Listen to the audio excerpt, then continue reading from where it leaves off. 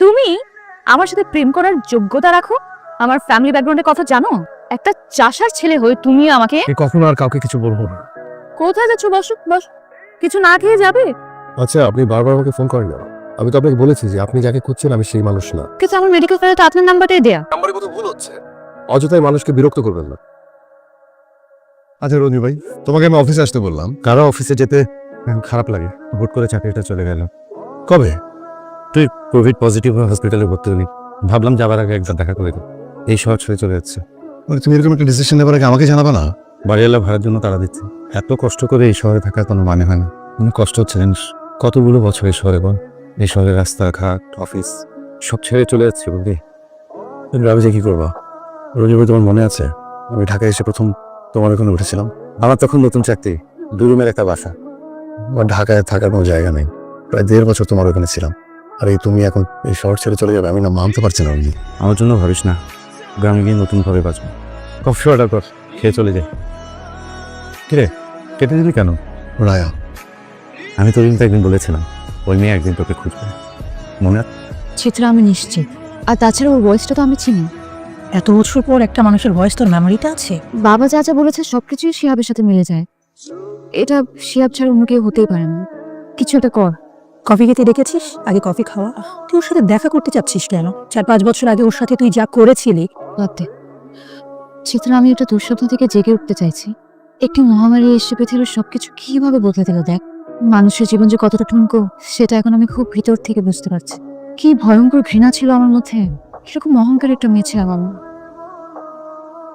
কিরে, কোথাও যাচ্ছিস? বিজনেস ফ্যাকাল্টির মেয়ে, ওর নাম রায়া। দেখতে অনেক সুন্দর মেয়ে, অনেক বড় লোকের মেয়ে। চেষ্টা করে দেখ। আমাকে সঙ্গে গাড়িটাও নিয়ে যেতে বলেছে। কোনো কারণে নার্ভাস? দু যাওয়ার পরে নার্ভাস হয়ে যেতে পারি। রায়া, তুই কি করতে চাচ্ছিস আমাকে একটু বলবি? আরে আসুক না। হাই, দাঁড়িয়ে আছো কেন? বসো। প্রায় আমাদের ফ্যাকাল্টির সামনে গিয়ে দাঁড়িয়ে থাকো। আমার ধারণা আমাকে দেখার জন্য দাঁড়িয়ে থাকো। আজ আমি তোমার সামনে বসে আছি কিন্তু তুমি আমার দিকে তাকাচ্ছ না। কবিতা এনেছো? শোনাও। আমি শোনাতে পারবো না। আরে বাবা, কই দেখি, দেখি তো একটু। I am impressed. আমরা কিন্তু খেয়ে ফেলেছি আমি কিছু খাবো না। বিলটা কিন্তু তোমারই দিতে হবে। সবকিছু মিলিয়ে 3400। বিলের কথা শুনে ভয় পাচ্ছ নাকি? আমার কাছে অত টাকা নেই তো। অনলি 3400। বলো তোমার কাছে কত টাকা আছে? 770 টাকার মতো। 770 টাকা? এই 770 টাকা নিয়ে তুমি আমার সাথে দেখা করতে এসেছো? আদৌ 770 আছে নাকি তারও কম? দেখাও। এত নোংরা কেন ওর টাকা? আমাকে নিয়ে তোমরা মজা করছো? আমরা মজা করছি? আর তুমি কি করেছো? তুমি অনুরূপকে বলেছো তুমি নাকি আমাকে ভালোবাসো। এই বলেছি। এখন তোমার মনে হচ্ছে তুমি আমার সাথে প্রেম করার যোগ্যতা রাখো? আমার ফ্যামিলি ব্যাকগ্রাউন্ডের কথা জানো? কি জানি? জেনে শুনে 770 টাকা নিয়ে স্বপ্নটা একটু বড় হয়ে যায়নি? আমি প্রেম করতে চাইনি, আমি শুধু বলেছি ভালোবাসি। Alright, I am sorry. এই ব্লেজারটা আগে তো কখনো দেখিনি। তোমার নাকি? জানতাম। পুরো ইউনিভার্সিটিতে বলে বেড়াচ্ছ তুমি আমাকে ভালোবাসো। একই ইউনিভার্সিটিতে পড়লে সবাই সমান হয়ে যায়? কি করে তোমার বাবা? শুনেছি কৃষি কাজ করে, তাও নাকি অন্যের জমিতে। একটা চাষার ছেলে হয়ে তুমি আমাকে কখনো আর কাউকে কিছু বলবো না। কোথায় যাচ্ছ? বসো বস। কিছু না খেয়ে যাবে?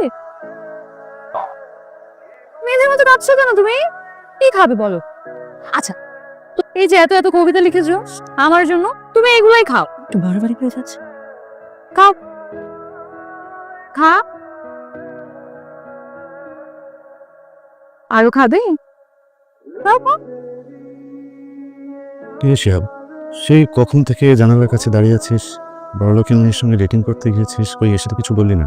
রঞ্জু ভাই, আমি তো একটা চাষার ছেলে। একটা চাষার ছেলে হয়ে এত বড় লোকের মেয়ের সাথে প্রেম করার স্বাদ আমার কি করে হলো? আমি এত বড় ভুল কি করে করলাম?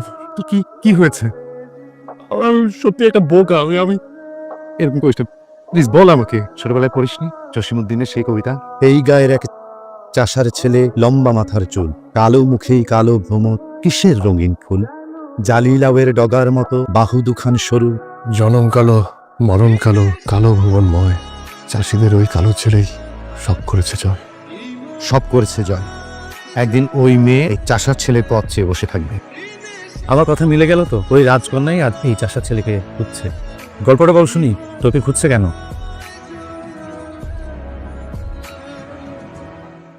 ঝিমলি, সামনের মাসে করোনা রোগী আমার শিহাব হাসপাতালে আছে। কথায় কথায় কানবে না তো মা, দেখো ভাইয়াও বাসায় ফিরে আসবে। কতদিন শিহাবকে দেখি না।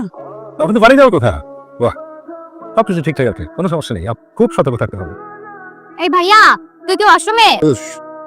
নিয়ে দেখাবো না, এখন আমার শরীরে অ্যান্টিবডি আছে, বুঝছিস? আমার প্রোটিন দরকার। আমি তো মাকে ডাক দিব। ফেসবুকে আমি একটা পোস্ট দেখলাম, একজন কোভিড পেশেন্টের ইমার্জেন্সি মনে হয় প্লাজমা লাগবে। আপনি কি কোভিড পজিটিভ ছিলেন? 2 সপ্তাহ হলো সুস্থ হয়েছি। পেশেন্ট আপনার কি হল? আমার বসের মেয়ে। কখন লাগবে? আমি কালকে আপনাকে নিয়ে আসবো। আচ্ছা, তাহলে আমি আমার ঠিকানাটা আপনাকে টেক্সট করে পাঠিয়ে দিচ্ছি। আমার নাম Shihab. Thank you so much. আমার অবস্থা কি অনেক খারাপ। মনে সাহস রাখুন, আপনাদের একটা গুড নিউজ আছে, প্লাজমা ডোনার পাওয়া গেছে। আমাকে তাহলে বাসায় নামিয়ে দিন। স্যার একবার আপনার সঙ্গে দেখা করতে চান। কেন? স্যার হয়তো আপনাকে সামনাসামনি থ্যাঙ্কসটা দিতে চাইছেন। ঠিক আছে। Good afternoon. আসসালামু আলাইকুম। আমার মেয়ের ছবি, একমাত্র মেয়ের ছবি, যার জন্য আপনি প্লাজমা দিয়েছিলেন। Thank you. আপনার জন্য কিছু করতে পারলে আমার ভালো লাগবে। কোনো কিছু পাওয়ার উদ্দেশ্যে আপনার মেয়েকে প্লাজমা দিই। এই 2 সপ্তাহ আগে আমি সেখানে ভর্তি ছিলাম। আমার জন্য যদি কারো জীবন বাঁচে, সেই জায়গা থেকে আসলে প্লাজমাটা দেয়া। তবু আমি যদি তোমার জন্য কিছু, সরি, তোমাকে তুমি করে বলতে পারি? নিশ্চয়ই পারেন। আমার না অনেক বড় কোনো শখ নেই, আমার স্বপ্নগুলো খুব ছোট ছোট। আমার এমন কোনো বড় শখ নেই যেটা আপনি পূরণ করতে পারেন। আমার বাবা একজন কৃষক ছিলেন, সেই অর্থে আমি একজন চাষার ছেলে। তুমি কি কোনো কারণে আমার উপরে রেগে আছো? না, হ্যাঁ তাই তো। সত্যি কথা বলতে এই শহরে আপনাদের মতো অনেক মানুষ আছেন যারা আসলে আমাদেরকে মানুষ বলে গণ্য করতে দ্বিধাদ্বন্দ্বে ভুগেন। সব মানুষ একরকম হয় না, আমিও গ্রামের ছেলে। এনিওয়ে, তোমার প্রতি আমার অশেষ কৃতজ্ঞতা। আমার মেয়েটা যদি বেঁচে ফিরে আসতে পারে, আমি মনে করব তোমার জন্য নতুন জীবন পেল।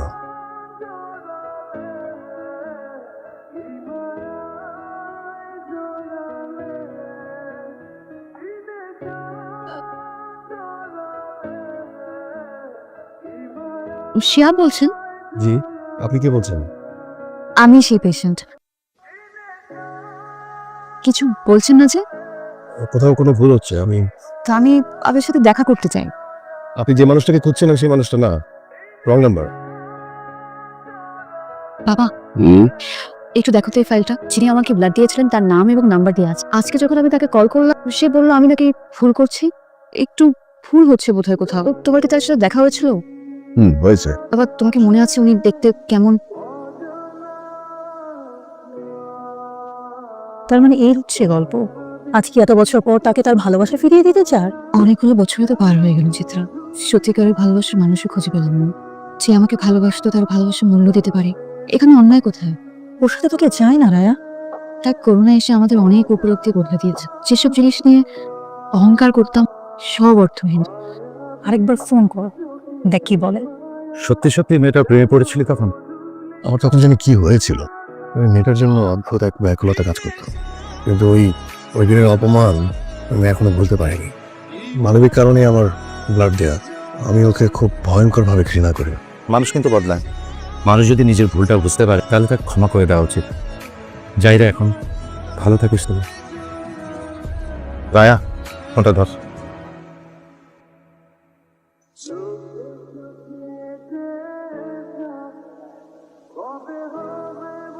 কেমন আছো শিয়া? আমাকে চিনতে পারছো তো? চিনতে পারবো না কেন? ব্লাড দেওয়ার সময় জানতে না যে আমি পেশেন্ট? না, জানতাম না। পরে তোমার বাবার সঙ্গে দেখা করতে যেয়ে তোমার ছবি দেখেছি। জানলে ব্লাড দিতে না? আমি অতটা অমানুষ না। জীবন বাঁচাতে গিয়ে শত্রু মিত্র কেন ভাববো? আমি তো মানুষ। অবশ্য তোমার চোখে হয়তো এখনো সামান্য চাষার ছেলে। Shihab, I am sorry. আমি জানতাম এতটুকু বলার জন্য এসেছো। এরপরে যেটা বলবার সেটাও জানি। আমাকে কি এখনো আগের মতোই ঘৃণা করো? আমি যে নতুন একটা স্বপ্ন দেখছি, আর আমার এই স্বপ্নটা কিছু তুমি পূরণ করতে পারবে। আমাকে নেবে তোমার সঙ্গে, সে জীবনটা আমি তোমার সাথে কাটাতে চাই। আগেও সিনক্রেট করেছ, আজকেও সিনক্রেটই করছো। আসে।